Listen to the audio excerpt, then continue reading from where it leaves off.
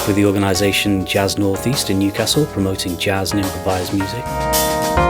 The origins of the festival come from quite a few places, really. A number of years ago, I'd been really interested in booking Johnny Hunter's Pale Blue Dot project, and I'd been looking for a context to put that into. But also, I was friends with a chemistry lecturer at Newcastle University, and we wondered if there was a way that we could fuse our two individual practices together and what that might look like.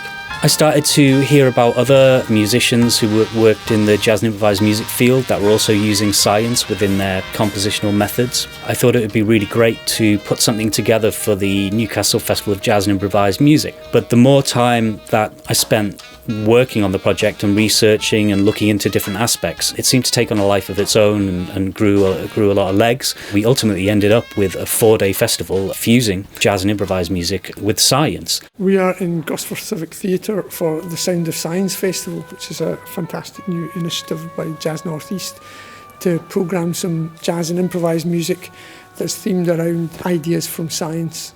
When Wesley approached me about this festival that would bring together ideas from science and also music that was related to ideas about science or was connected to a science theme, that was immediately interesting to me, partly to do with the fact that I'm an analytical chemist by training. The festival really wanted to attract new audiences. It's that interesting idea of how do we get, people to come and hear jazz and improvised music who might not necessarily go to those concerts.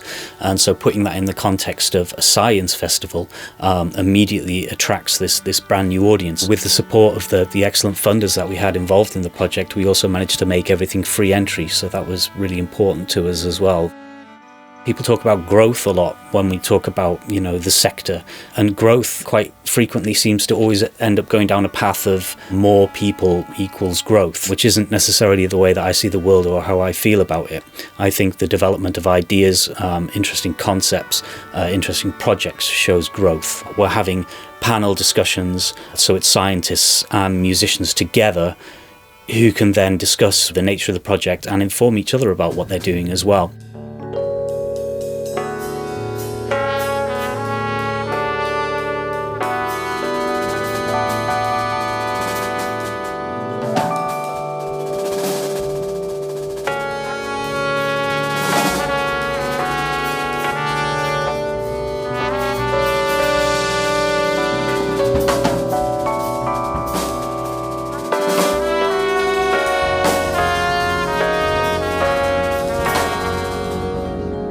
Tonight is a really exciting project for me. It's called Redefining Element 78, and it's based around the element platinum.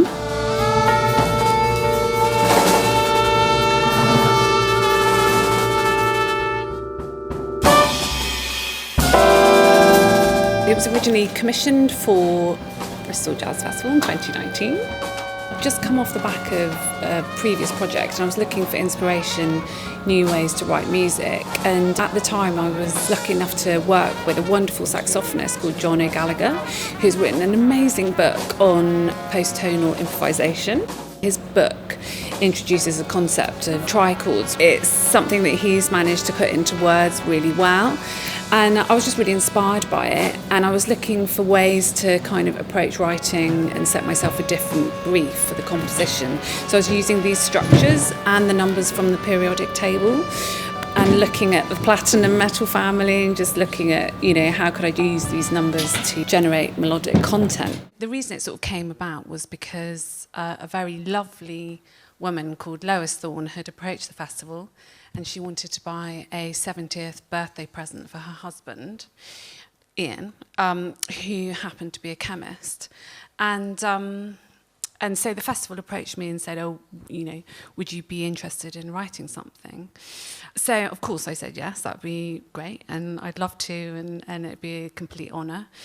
Because it was a present for his 70th birthday, I sort of started doing lots of research on the internet, and the thing that sort of seemed to come back time and time again was the associations with the metal platinum with the number 70, so 70th wedding anniversaries, etc., etc. And it felt like a really special thing. This group of metals that you've spoken about, they're amongst the most expensive metals. There's talk of sending rockets into space to mine asteroids for these particular metals. They do things like they're involved in the production of L-Dopa. So L-Dopa is an anti-Parkinson's drug. They can remove, the nasties in a combustion engine, so catalytic converters and stuff like that. So you can pay a premium for them.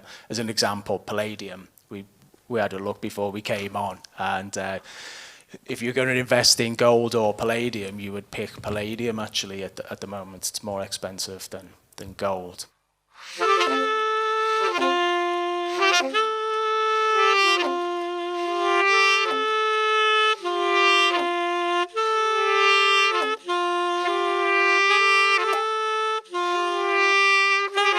Tonight, what I'll be talking about and playing with some fantastic improvisers develops from some work that I carried out as a psychology researcher with my colleague Raymond MacDonald at the University of Edinburgh Reed School of Music.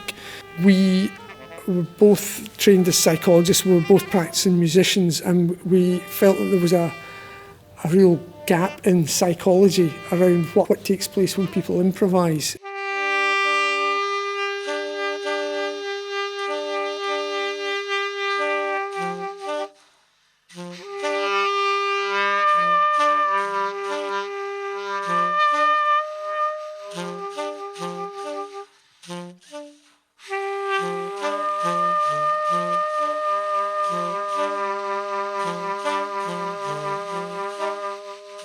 Almost always improvisation involves a group of people doing something. We were trying to develop an understanding of what kind of choices people make and trying to develop a cognitive model for how that produces the music that emerges.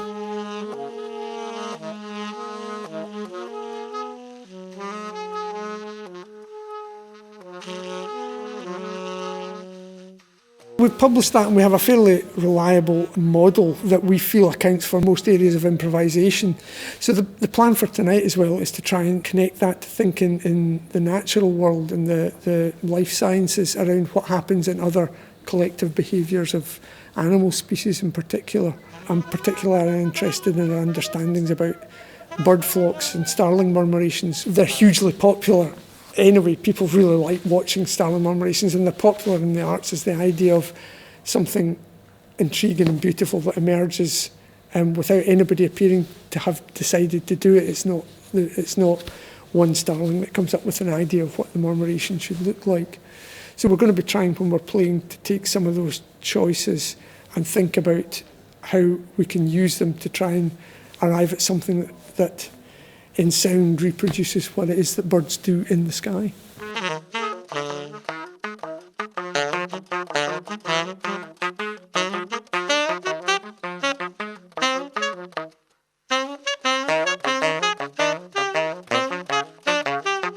Graham brought his model of ways of making decisions when you're improvising. We have these three main categories to choose from. One is where you copy the idea that you hear. Another one is where you modify it, so you're kind of in between copying it and doing something completely different. You're repeating the idea with a change on it. And the other one is where you do a contrasting idea, something completely different to what you're hearing.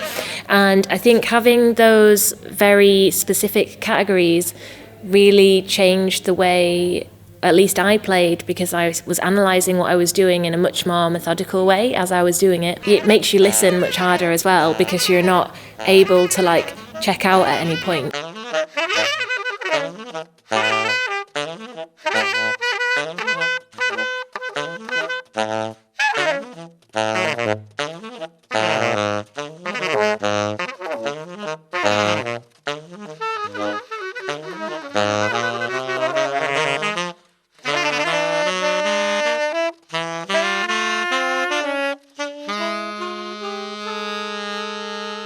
Do you have any reflections?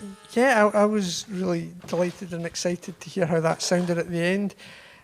I've tried doing some of those kind of exercises in workshops before, but not as an actual performance, and not specifically to try and think about how this is or isn't like the way that starlings create a murmuration. And it seemed to me really exciting because it did seem that all the way through it there were patterns emerging. There was things that suddenly sprang out of nowhere and people were very locked in. I think because there's that focus on what everybody else is doing rather than what am I doing in this piece of music, it was really exciting to see that.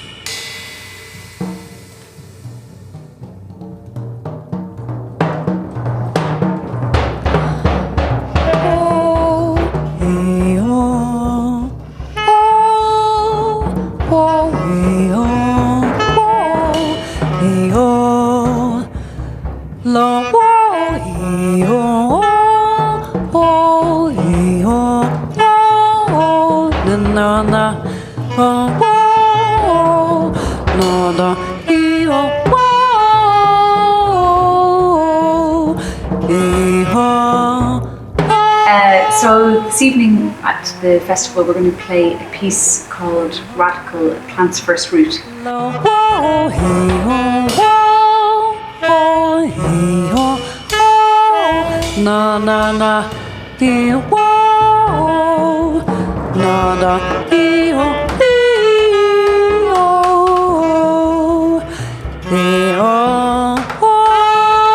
The idea and the research came from my love of nature and being outdoors, and being in wetlands and woodlands and forests, and being able to have a connection and communication with trees and with the outdoor space. Interconnecting torsos, an infinite affiliation, internal pressure, external measures to cope with. They exhale water on the warm days.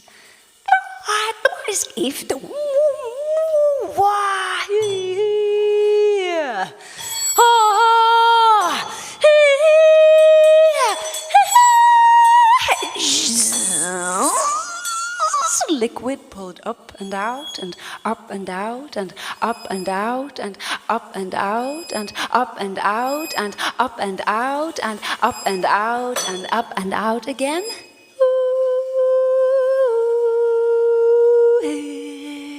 The voice is used as an instrument, and sometimes there are words present and other times there are the deconstruction of words present.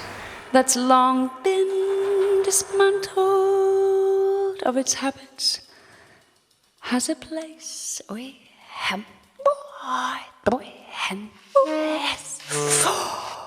all have our own physiological mapping of sound. Depending on what instrument I'm working with, different shapes and sounds evolve. You're tuning into different textures and timbres and frequencies and registers and volumes, and they all have their own kind of language.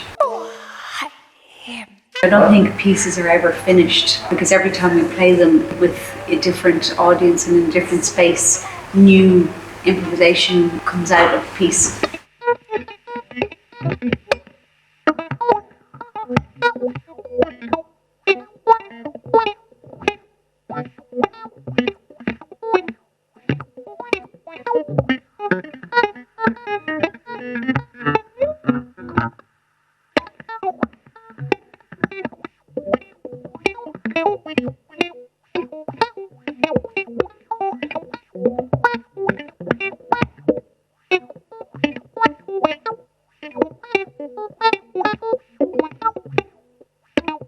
The way I create music is inspired by certain disciplines in natural sciences and in engineering.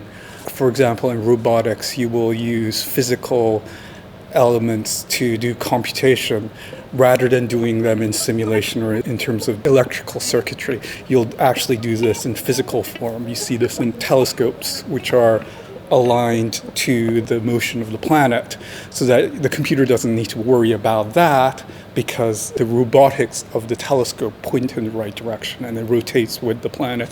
And those things feed into how I play guitar.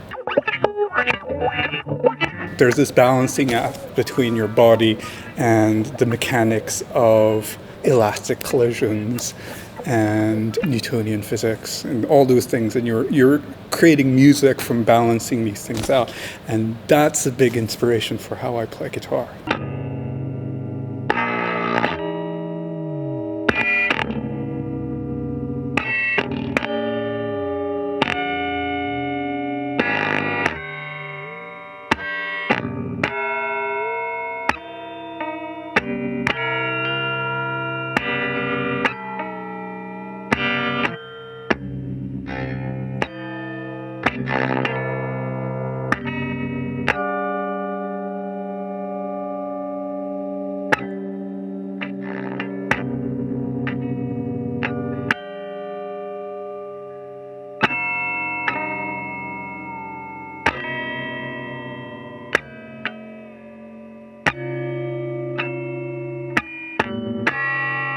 One of the things that really struck me in listening to the music was this real sense of the building up of a theme, of I don't want to call it a motif, but there was almost a kind of a sequencing, I guess, of building up and a kind of steady kind of building up of an iteration of processes. And I'm wondering, it made me think, probably far too far, of The Game of Life by Conway, and which, just in case anybody doesn't know what The Game of Life is, it's a computer automaton based on kind of a group of 5 cells, and they have 3 options. They can either live or die or multiply, and based on the rules, you end up with patterns. It can either just shrivel to nothing, or you end up with this huge grid of black blobs and spaces. I was wondering, in terms of your process, what kind of notions of iteration, not The Game of Life specifically, but what kind of ideas of looping in iteration? You know, we can talk about The Game of Life specifically if you want. Conway was a big inspiration recently. I mean, he died recently during COVID, right? So, which was like the most, like, if you want to talk about ironic deaths, this was it, because we're struggling with a pandemic and struggling with exponential growth and unpredictability and all that, and kind of the mathematical genius in the middle of it, he dies in the middle of COVID. Yeah. Right? But yeah, there's iteration. A motif is a good word. Motif is a good word. It's like, if those of you who have a background that isn't in music, a motif is almost like a cell. It's a little bit of information, small amount of information. You add these together and you create themes and you develop themes, and that's the old romantic idea. But yeah, motifs, which are like little patterns, and they're a big part of what I do. I was wondering how the processes you're using are generative. Do they feel generative to you?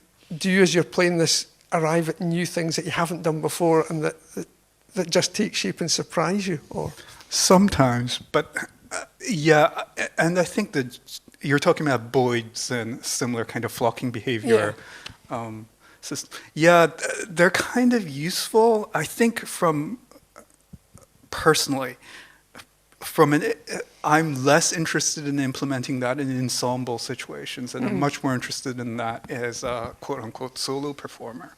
Because I think when you get in ensembles, there are much more interesting ideas about agency and volition and desire and consent and like all those like messy human things that don't boil down, I mean, which are like beautiful and just ugly, and it's just great.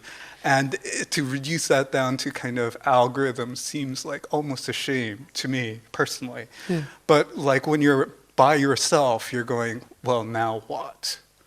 And in that context, you go, okay, I can break the system apart. I can say, I have, this movement, and I have that movement, and I have that movement. Yeah. And then start thinking about, well, this has a certain kind of rhythm, and this has a certain kind of rhythm. Yeah. And once I have those parameters, I can then reconfigure the body and the instrument so it kind of almost runs itself.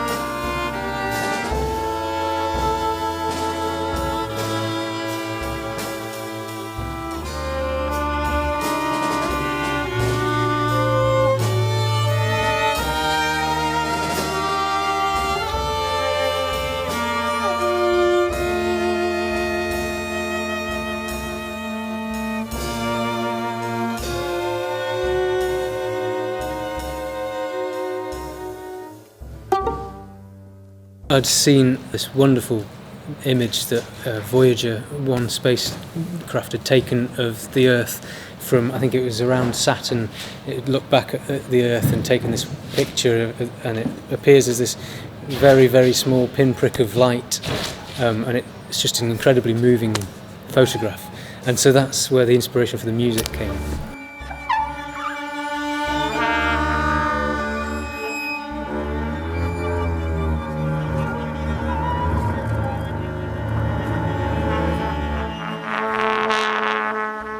What I'd hoped was to examine the Earth and humanity from different perspectives, try to just shine a light on the futility of wars and arguments, and everything from the petty right to the each movement of the piece kind of examines the world from getting further and further away, just to show you, look, this is silly, why are we doing this, until hopefully leaving the audience with a feeling of hope at the end.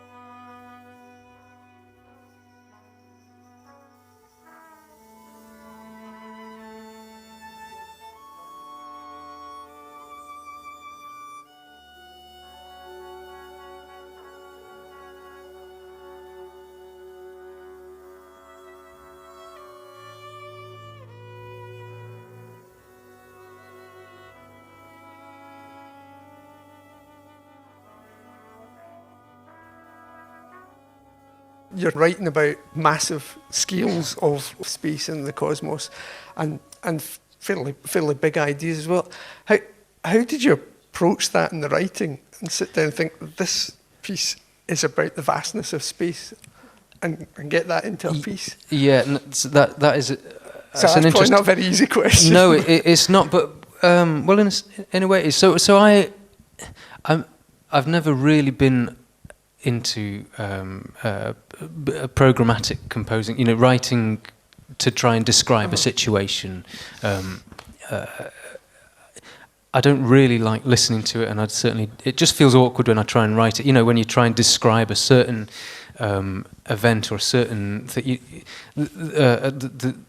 A basic example is, like a gunshot goes off, a snare drum must be hit when that gunshot. That's program music, and I'm not really into that. So I very deliberately didn't try to represent these things in the music, but what I have done is an overarching a sense, a feeling that was with me that when I was writing it, and so put simply, it starts off quite mournfully and ends up more hopefully. Starts in a minor key and ends in a major key. Is it? Yeah, I see.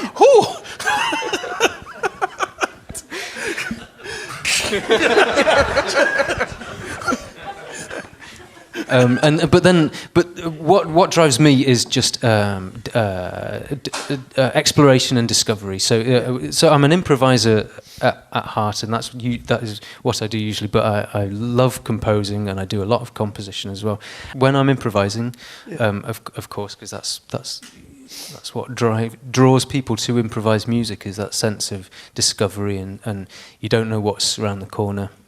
And as Hanno Park said as well, you can even set out with an idea, but very rarely goes that way, you know, and that's what I love about improvised music. So I bring that to the composition side of it as well, where it's just about exploring avenues and thinking, oh, okay, well, I'm trying to imagine things in my head and hear how it might sound in my head, which is quite nice then when I actually put it in front of the musicians, because it inevitably doesn't sound like that, and that's a good thing, you know.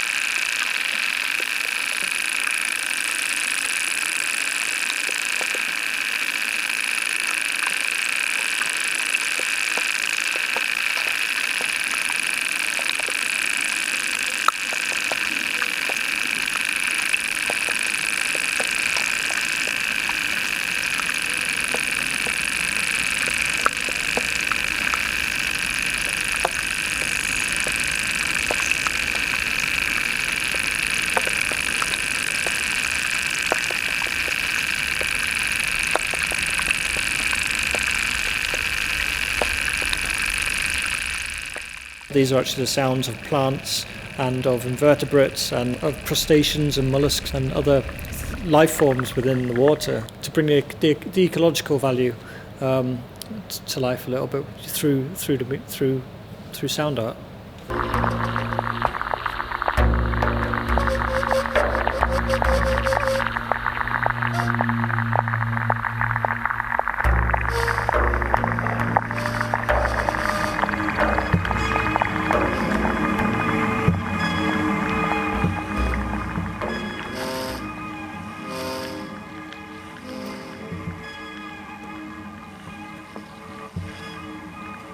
I recorded different locations around Sunderland, urban pond environments and places along the river and the intertidal zones, and then right out to the marina as well, and and the rock pools around the coastal areas. And I sent those as anonymized sort of sample libraries to 3 musicians that would then interpret those libraries. I didn't say what the recordings were. So when we finally got together and had an improvisation together, and I revealed that these are actually the sounds of life forms within the water, I think they're all taken aback by that. Today's about improvising with those creatures. So listening and responding and kind of wondering whether they can reply in a funny way.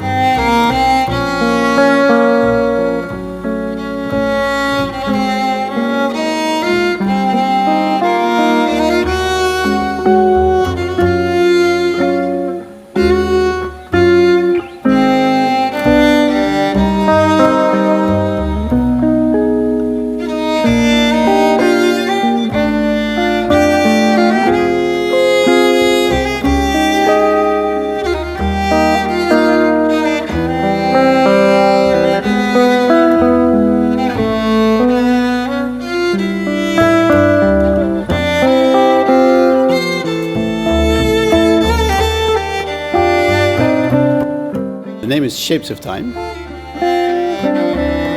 2015, I joined a science crew to the Arctic, to Svalbard, to be present as a artist in residence and create a long exposure photography project.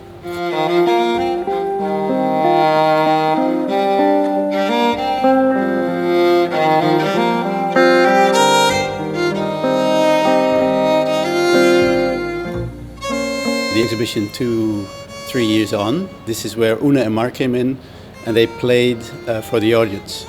And then they saw my imagery and they said, let's make this into an album. We saw this work of his, and at the same time we were thinking about making a dual album. And we saw these images, these long shutter time photography Udo made mainly made at Spitsbergen also, right?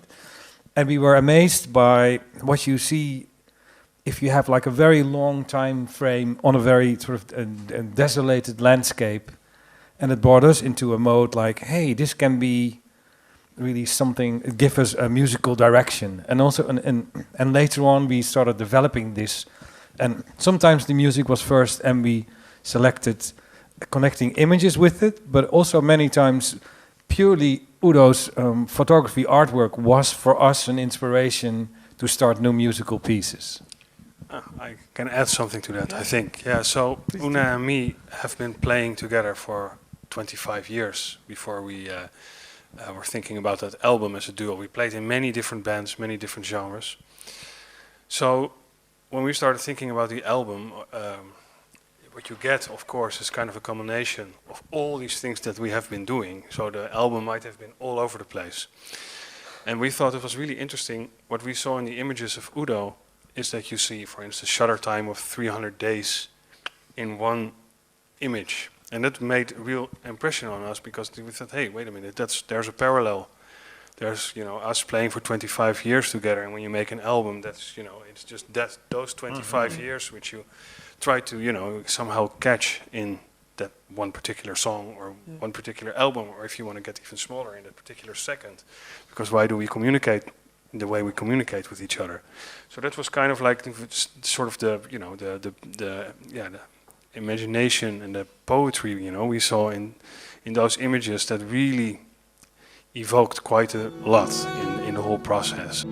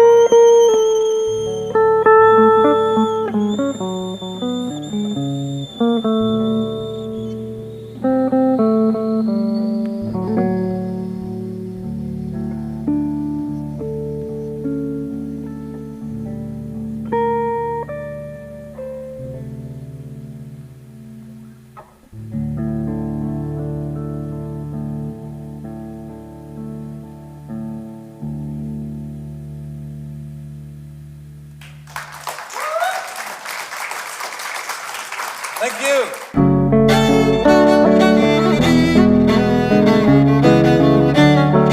Science and music coming together places a fresh perspective on things.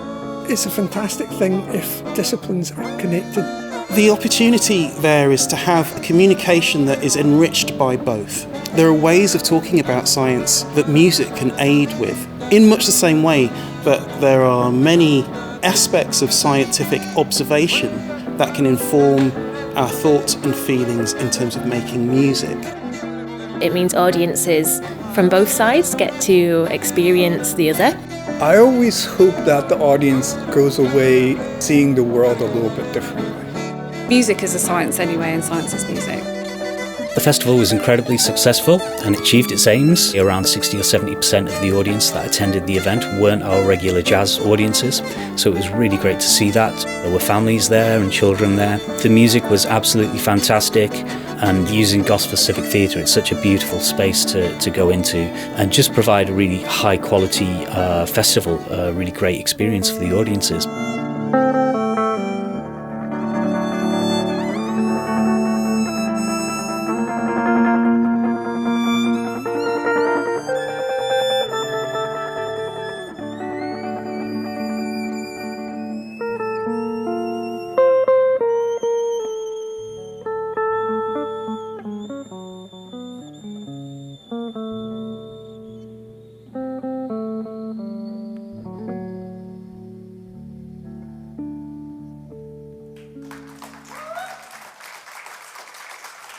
Thank you.